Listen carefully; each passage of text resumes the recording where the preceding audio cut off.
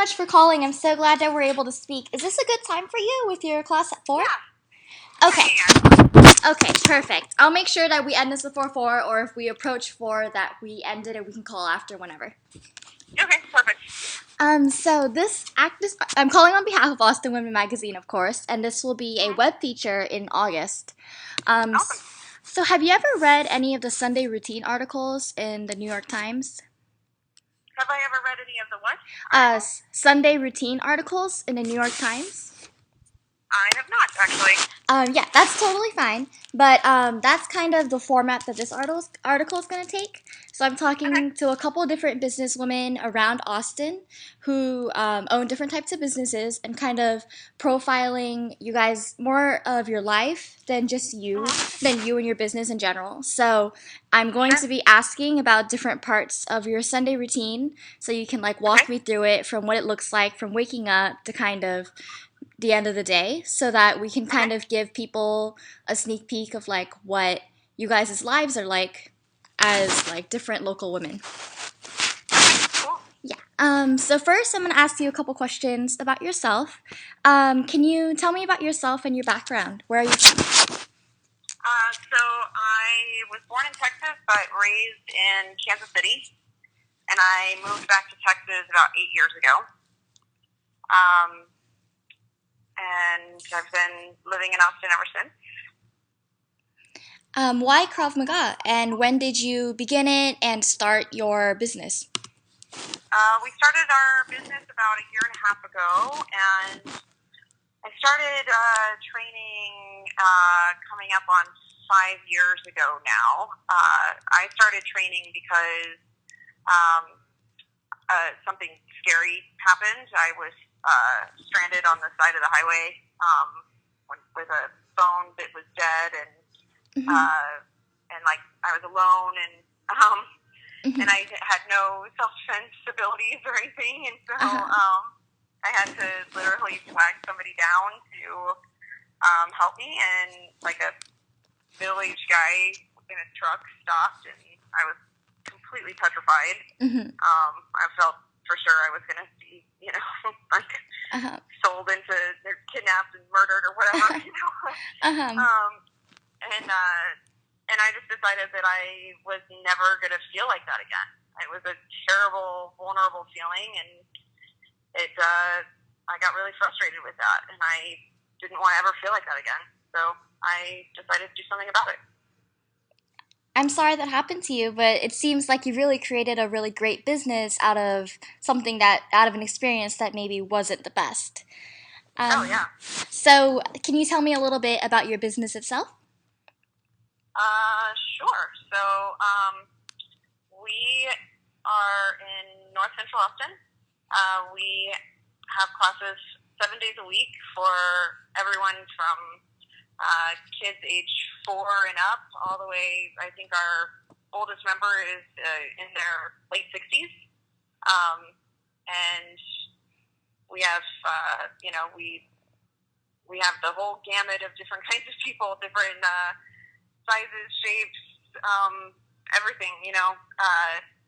And as a woman, I know that martial arts tends to be more male dominated. So our gym has been very conscious. We've been very very conscious about being very inclusive, creating an inclusive environment, so that everyone is nice to each other and everyone feels comfortable training. Because when you're when you're doing self-defense, it's close contact. So you want to make sure that you trust everyone that you're working with and training with, and so we have a pretty awesome community of people that are really supportive of each other. We won a couple of awards last year for Best of Austin. We won the Austin Chronicles Best MMA / martial arts gym, and won the Best of Austin from Austin Fit. Or no, I'm sorry.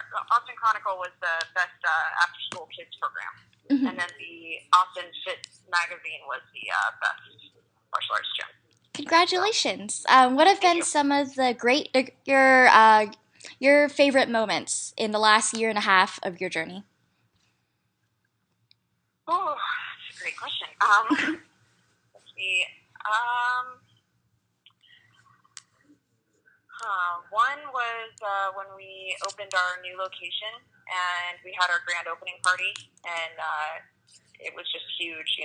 Tons of people from the community came out. We did a superhero training camp for the kids, and so we had all these fun activities for them to Oh, wow, do. that sounds wonderful. Yeah, we made little homemade capes for them to wear. And, so I was running around in a red sparkly mask and a homemade cape. So that was really fun. That's awesome. Yeah, it was great. And probably, when we won those awards, that was pretty fantastic. And whenever we run a test for students, I guess, one of the best moments recently was when I was looking at one of our classes, and for the longest time, we couldn't even offer advanced classes because we were a new gym, and so all of our students, for the most part, were beginners. And then I was looking at the class the other day, and it was just a level 1 class, and about half the people on the mat were more advanced. They had leveled up at least once. Mm-hmm. And that was a really cool moment because I realized that not only were we growing, but we still had plenty of newer members, but the people were not. It's kind of a very common thing for people to quit after they level up the first time. They're like, "Ooh, I know Krav Maga now," and so they're like, "I don't have to, I don't want to keep going," and so they quit.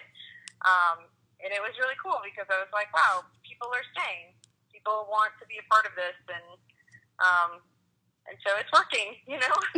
Whatever we're doing is it's still working, and a lot of new businesses close after they don't make it a year. So it was a pretty neat moment to see the success in that way.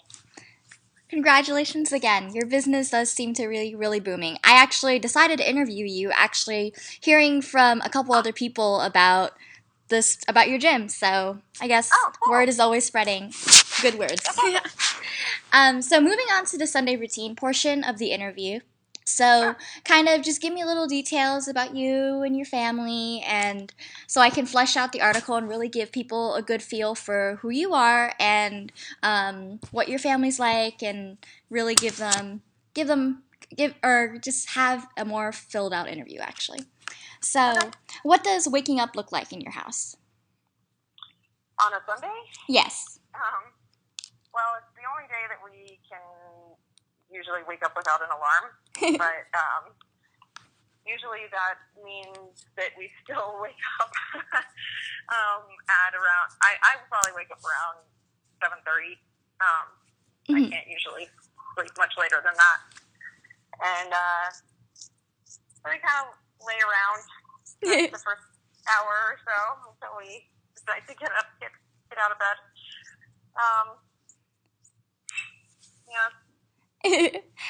So we do breakfast. What do you normally eat? What is that? On a Sunday, we may decide to go out to eat. Normally we'll just eat at home. My standard is a peanut butter and honey sandwich with banana. That sounds delicious. But on a Sunday, we might go out to eat, like the Taco Deli, get tacos, or Kirby Lane or something like that. Do you have children, or? No. Okay, so are you married? Do you have a husband? I have a fiance, and we're getting married next month. Very cool. What are your favorite tacos from Taco Deli? Personally, I like the bean, egg, and cheese on flour. But it's really all about the salsa. The verde salsa is the best thing in the world. Usually what comes after breakfast then? Usually I have some kind of thing going on around 10 or 10:30. It's one of the only free